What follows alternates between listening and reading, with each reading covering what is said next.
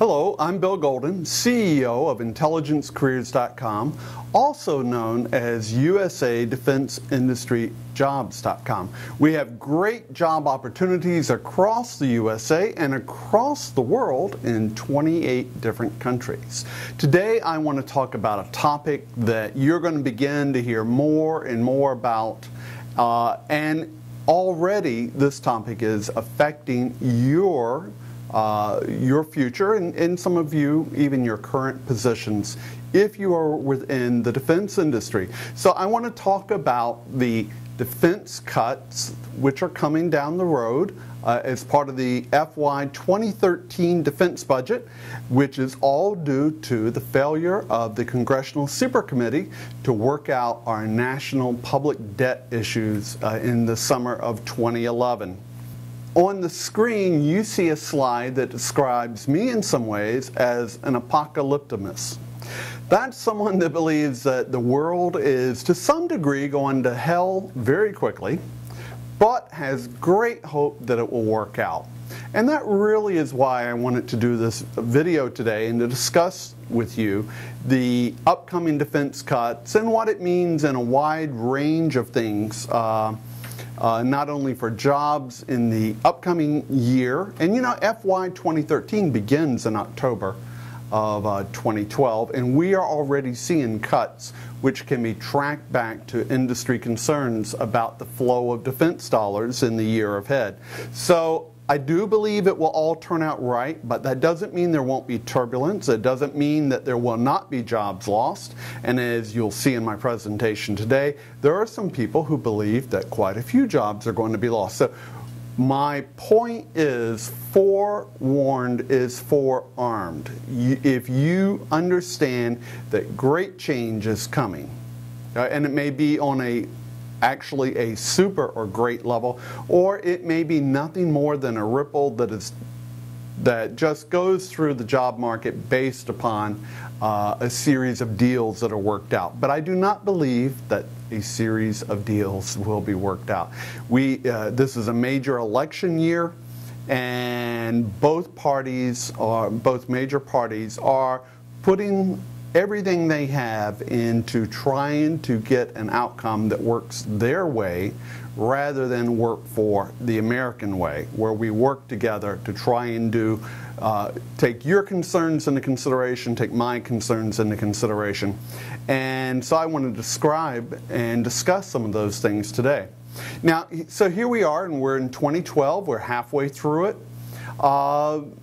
As you can see on the map behind me, we have different states and different colors, and what those colors really mean is the green states represent those states which really are not even going to reach 2007 employment levels until about 2014, sometime in 2015. The blue states probably will reach 2007 employment levels this year sometime or early in 2013. You know, if you're a red state or a yellow state, you have major issues for years to come. Now, in some cases, jobs are growing. Some states have managed to grow jobs, but they haven't necessarily been the best jobs. So different states have taken different tacks. Some states, such as Iowa, has tried to focus on harnessing technology and information to make it a medical research state to create great quality jobs. North Dakota, which is one of the only two great states on the chart behind me, the gray states have a couple things going for them. In North Dakota, one of the things it has going for it is energy. But even before energy, North Dakota was actually doing well because they already had decided to invest in their people and harness the internet and other things to help make North Dakota a data center for the U.S. But the point I want to make is that much of the U.S. is still working to get up to 2007 levels, and we're already 5 years, going on 5 years beyond. So anything which challenges or upsets the progress that we've made to date could represent quite a bit of turbulence in the job market. And if you're in the world of defense, I would encourage you to pay attention, to manage your finances, to be prepared for turbulence to hit you, especially if you live in a couple of different areas. Let me talk about Northern Virginia. There are many, and of course, you know, many of you watching this video do not live in Northern Virginia or the metro Washington, D.C. area. But since I'm talking about defense, I'd like to talk about Northern Virginia because Northern Virginia is probably one of the largest markets in the defense world. Certainly for us on our website, where we have 9,000 to 13,000 jobs available at any time in the world of defense, easily 7,000 to 8,000 of those jobs are going to be within 100 miles of Metro Washington, D.C. So what happens in Northern Virginia is very important, and not only to Virginians, but to the rest of the defense market, because if Northern Virginia is having issues in the world of defense, then so are other areas. In Northern Virginia, so here we are now, and we have one of the most dynamic job markets out there.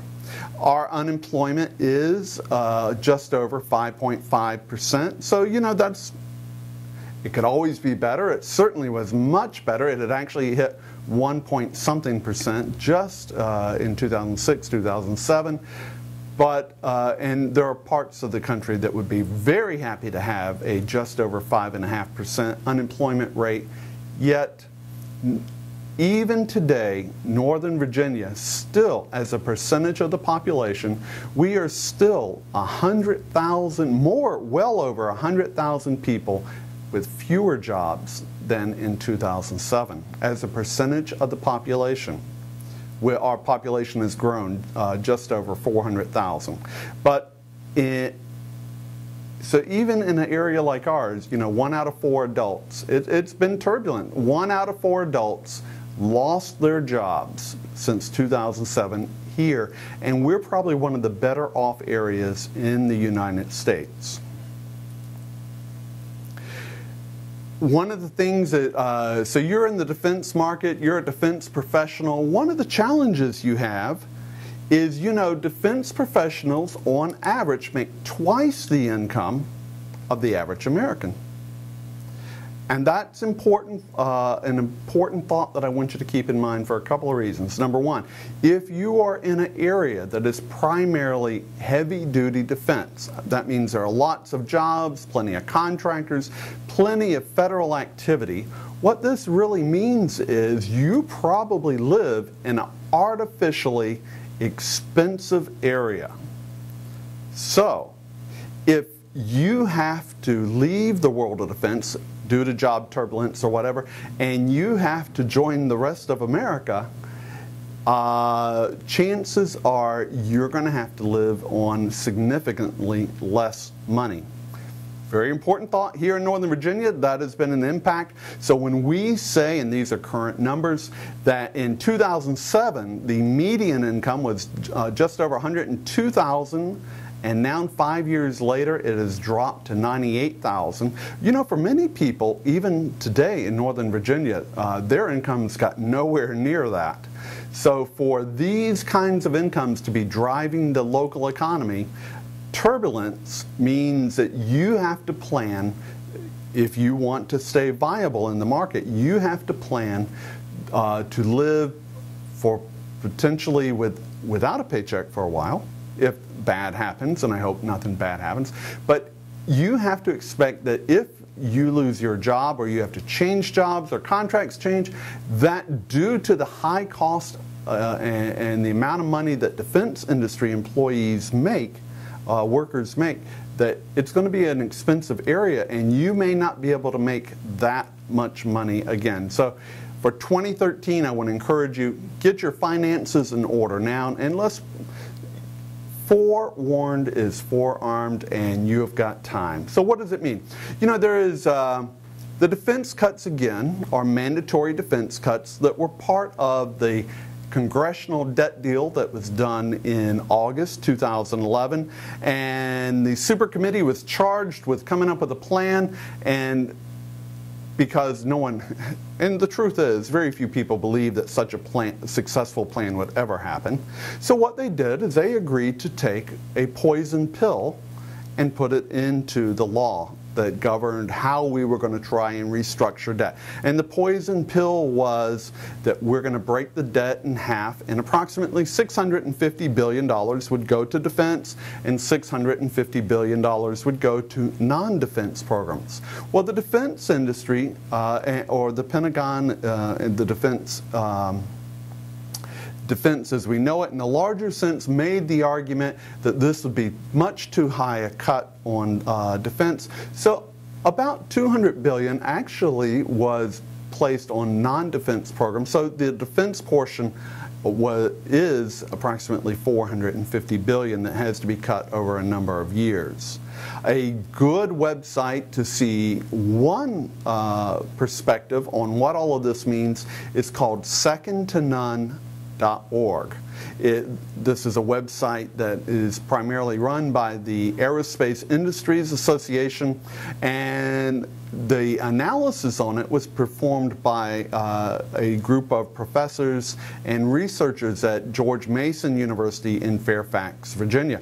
And so there are a number of really astounding statistics and viewpoints on this website, but the one that I really want you to focus on is that the study's authors believe that if the defense cuts happen as planned, happen on the schedule, happen in the amounts that are required by law, and that's very important to remember.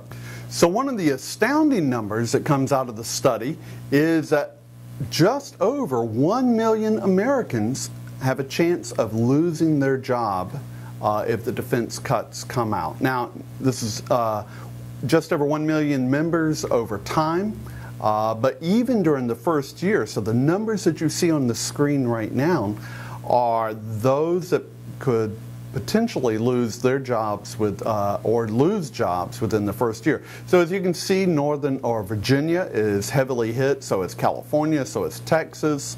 There are 10 locations within the U.S. that the study says will take major job losses. So again, you just need to stay aware that the world is changing, the world of defense is changing. We don't know how things are going to turn out. So my prediction to you is that almost every part of the defense industry will be affected in some way, as beginning in summer of 2012 and continuing through 2014. You will feel major ripples during that time. But these 10 states that you see on the screen, these 10 states will take hits. And these are major hits for these areas. So just something to keep in mind. Bring your finances into control. Put away that nest egg. Save for a rainy day. Because, you know, in the world of defense, you never know quite how it's going to turn out. So let's just talk about the defense budget because there are some other red flags I have for you. Number one, I do not believe, Bill Golden, CEO, Intelligence Careers, USA Defense Industry Jobs.com, I do not believe that we will have a defense budget that makes its way through Congress and reaches the president for the president's signature before probably next February or next March.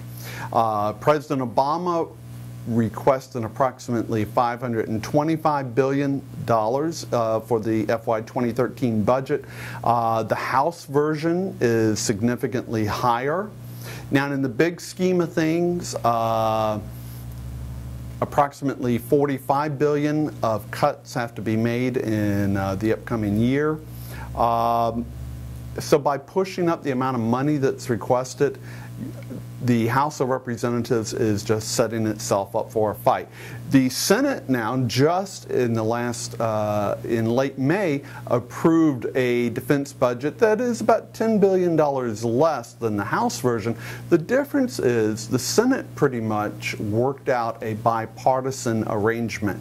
So at least its numbers will be defensible by major members of both parties coming together and saying, we believe that these are the numbers. The bottom line, though, is the House, the Senate, and the President do not agree. It's an election year. We face a situation to where we have mandatory cuts, not only in defense, and while we're talking about defense, let's realize the defense portion is approximately $450 billion over time, out of approximately, I believe it's 1.3, 1.4 trillion that has to be cut. So many of the cuts that are going to happen over the next few years, and certainly in the next 12 months, are coming from non-defense programs. So we're going to have two things hitting at the economy at once, although we're focusing on defense at the moment. So we have three major players. None of the three, the President, the House, or the Senate, have much reason to agree. The House is certainly divided, and there's going to be very little chance that any kind of debt deal comes out of the House of Representatives here in summer of 2012, going into fall and the silly season and the election of 2012 in November. We also have, now, I'm not saying that I agree or disagree, but we also have some very strong rhetoric coming out of the House of Representatives that says not only do we need to protect defense, but we actually probably should increase defense spending about 8%. And to protect defense, even though we made a deal, we took the poison pill, we put the poison pill in the deal, even though we made a deal, we believe that defense should be completely protected, and to do that, we're going to find savings in government. Now, whenever someone in government uses the magic hand, when they say, we're going to find savings, whatever, these magic hands get to moving. So, but think about it. If you were a member of the other party and someone said, we made a deal, and not only do we want to back out of the deal, but we want to charge you, let all of your favorite programs take the hit. That's thinking that borders almost on serious taking of drugs. The likelihood that someone's going to want to agree and work out a deal. So what I'm telling you is, do not expect a defense budget in September or October to roll up for the President to sign, and for October, which begins our fiscal year, for things to get off when they should. I do not expect that a defense budget will go forward, which means that the defense budget will sit there and wait to see how the election turns out. And let's say we do have, so we have two options at this point. The current Congress, pretty much, the Democrats retain the Senate, the Republicans retain the House. President Obama, if he were reelected, we're really back to where we were exactly in summer of 2011, which is not a very good place. We only worked out a deal because we had no choice but to work out a deal, because everyone wanted something, but it was a bad deal. So now here we are, if that's a scenario again, 2 years later we've done nothing.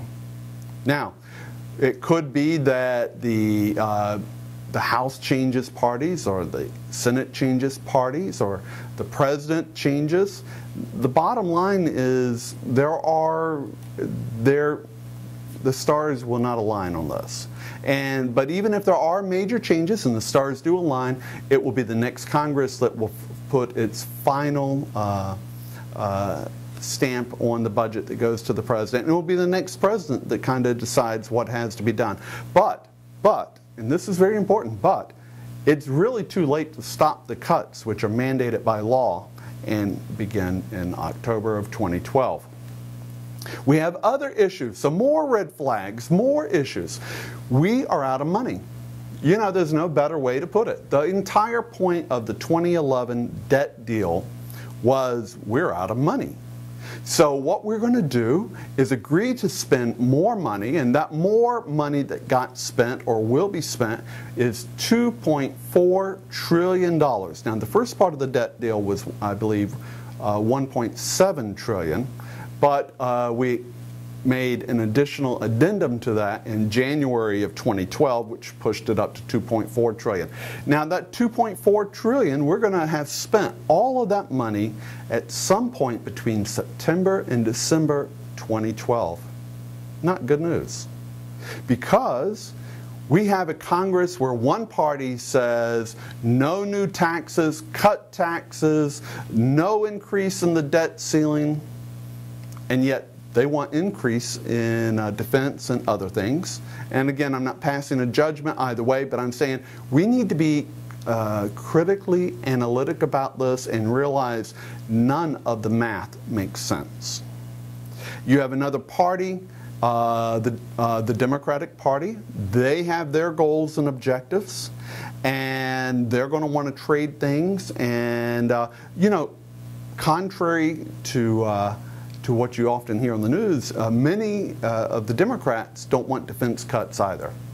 That's how the Senate was able to work out a deal. So in the Senate, Senator Carl Levin worked very closely with Senator John McCain, Republican of Arizona. The Senate was able to come to some level of agreement. Don't expect that in the House. But here's what it means. We're running out of money. Currently, when this video was made here in early June 2012, we had just reached $15.7 trillion of expenses now of national debt. The national debt can reach up to $16.4 trillion. And we will reach that spending level at some point between September to December 2012. So there are a couple of things out there that you need to realize.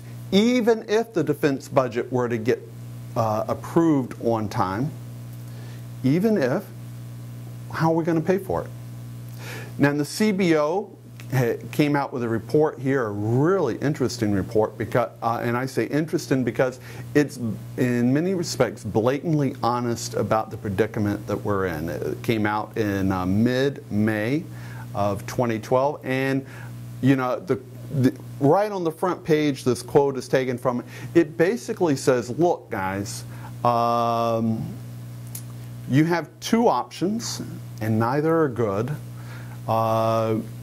If we do what the law says, then we have a problem. And the law says, you know, we're going to cut our debt, the tax cuts, the Bush tax cuts expire. What that does is it takes money out of the economy. And the CBO has said, the Congressional Budget Office has said, if you take all this money out of the economy, and the estimate is it will be about $670 billion, it will pay off the debt. In fact, miracles will happen as far as the national debt goes, because that's what that's how we got in this predicament in the debt deal of 2011. We were going to come up with a plan. So now here we are. The CBO says we have two choices. Really two choices.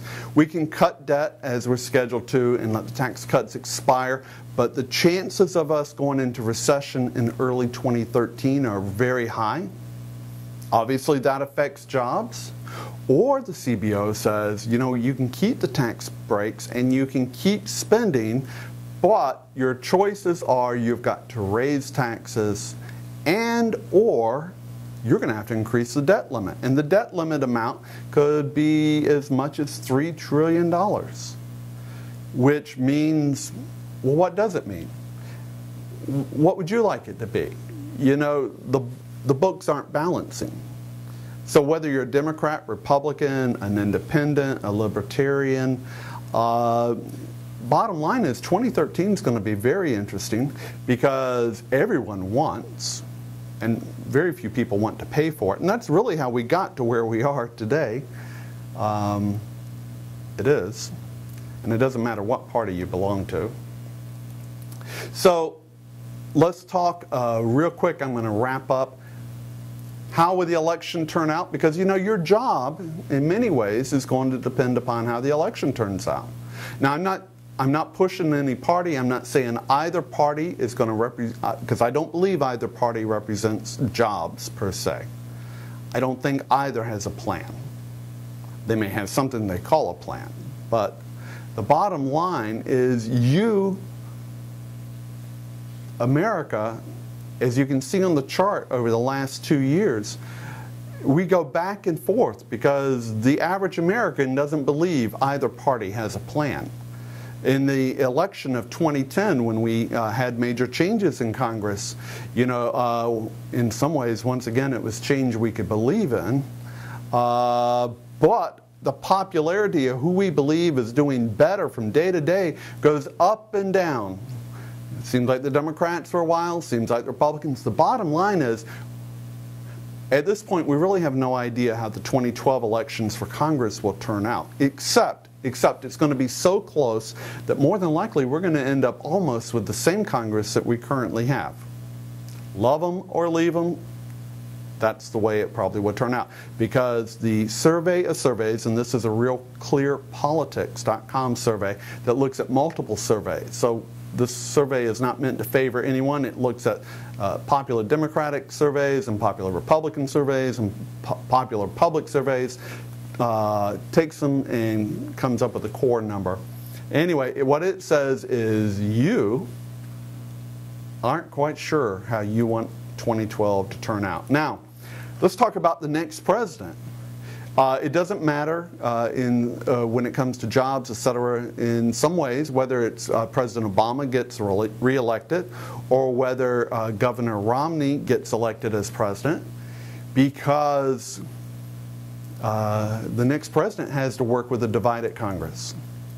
And pretty much the centrist, you could call some moderates, I don't consider a centrist a moderate, but the moderates from both the Democratic and Republican Party, they're mostly gone, or they're retiring here in 2012. So come January 2013, when Congress comes back, it's going to be definitely a fight between mostly extremes, and that's not going to get a deal worked any quicker, any sooner, any better, which means your job, if it depends upon federal spending, and if you're a defense contractor or you have a defense contractor, even if you're a federal employee, that budget passage is very important to you. And of course we know that if a defense budget is delayed too long, the government doesn't spend money. Once it's reached a certain point, it doesn't go back and say, well, we would have spent this money. So naturally jobs will begin to disappear if that budget isn't operational. Now, of course, they may pass a 90-day incremental spending bill, but usually that causes job losses automatically because companies and organizations realize that it does not represent a sustainable, supportable bottom line to move into the future. So they begin to make cuts along the way until a real budget is in place. The next president will face a Senate to where neither party really has a chance to overcome a presidential veto. So, and this is very important, so if President Obama gets reelected, he can play the tough guy. He can't run for reelection again in the future. The chances of either the House or the Senate overcoming, and there's more concern about the Senate than there is the House. The Republicans stand a chance, of course, of having enough Republicans to overcome a presidential veto, but there's no chance of either party overcoming a presidential veto in the Senate. It takes at least 60, if not 67 senators, if they all vote, to overcome. So the next president can play tough guy in some ways, and that means that if Congress does not send the bills for it that the president wants to see, the president can use the power of the magic pen, and now that doesn't mean good things will happen, but what it means is if people don't want to agree, there's no easy way out by saying we have enough to overcome your vote. That will cost jobs in 2013. There are some other issues depending upon the Congress that gets reelected. In the Congressional Budget Office study or outlook for 2013, what it said is there's no money. We do not have a sustainable way of funding the federal budget without an increase in taxes or an increase in the debt limit, and so we're going to have to see how that works out. Because even if the budget gets approved, you can't spend what money isn't there. And so if we've reached the national debt ceiling, you can want an increase in defense spending. You can want to protect the defense budget. But if the national debt ceiling has been reached and Congress has not come up with an agreed way to pay for it, you know what? That spending will not happen. Red flag, jobs are on the line in many ways. So let me just conclude here.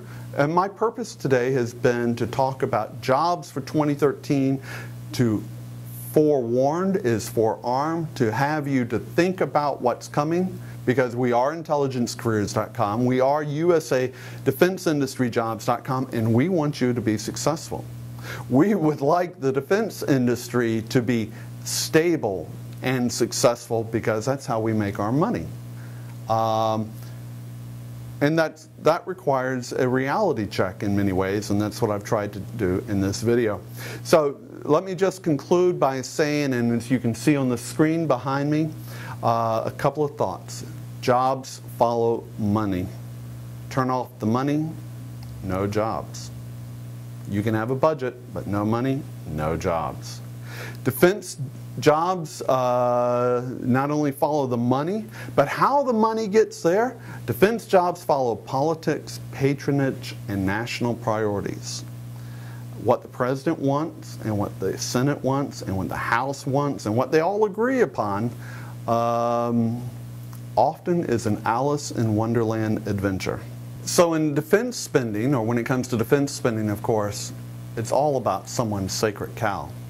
But what it comes down to really is, how will we pay for it? And that will be the great discovery of the late 2012 and 2013. How will we pay for it? We're about to find out. Your job could depend upon it, so I want you to give it some thought. As I close out, you know, you could think of me as the apocalyptimus, the person who sees ungood happening, but yet I believe there will be a good outcome. And I believe, I know how it will turn out. I don't believe that there will be much good news over the next couple of years. I believe both parties are going to butt heads for easily 2 to 3 years. We will not really get around to doing what has to be done probably till 2014, maybe even 2016. It'll be a very different world then. But at some point we've got to make up our mind that if you want it, you need to pay for it. And it doesn't matter what it is. If you want it, you need to pay for it. And until we come to that point, whether it's defense spending or other spending, we're going to be where we are. But of course, you and I, we're talking about defense spending and jobs related to that. And we need to stay focused. I'm going to stay focused. I'm going to try and keep you up to speed as to where things are going. Please. I want you to stay focused as well, and you're welcome to write to me at any time. You can go to our website, USADefenseIndustryJobs.com or IntelligenceCareers.com, and you're going to see an icon that says the Q&A Guru.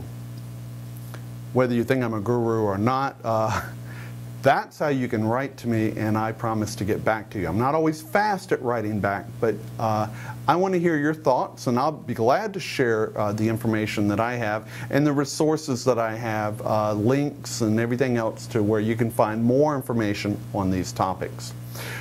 While you're going to our website, do one other thing.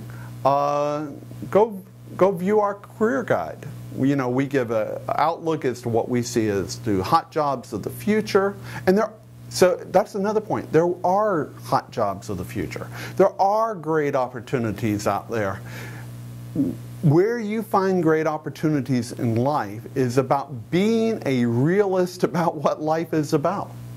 If you know life is going to be turbulent and and we have challenges, adapt, adjust, prepare.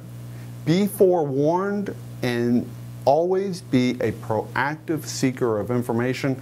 It doesn't mean things will turn out right. I'm sure they will, because that's the optimist in me. But, you know, try our career guide. If you go through our career guide, and we've got something for everyone, whether you're just starting out in the world of defense or you are a seasoned professional of 20 to 30 years, we believe that our career guide has fantastic information that you're going to find of value in your career. And if you belong to a group, send us a mailing address and we'll send you a box of career guides. We won't charge for shipping or anything else. Send your address. We'll send you a box of our career guides that you can share with your friends and associates. So I'm Bill Golden, and you can find me on Facebook and LinkedIn and all kinds of places on the internet, and our own website again. So I'm Bill Golden, CEO of IntelligenceCareers.com, USADefenseIndustry.com. Hopefully the information and my thoughts today are some value to you. I look forward to you writing me to sharing your thoughts. Until we meet again, take care and the best of success. Bye-bye.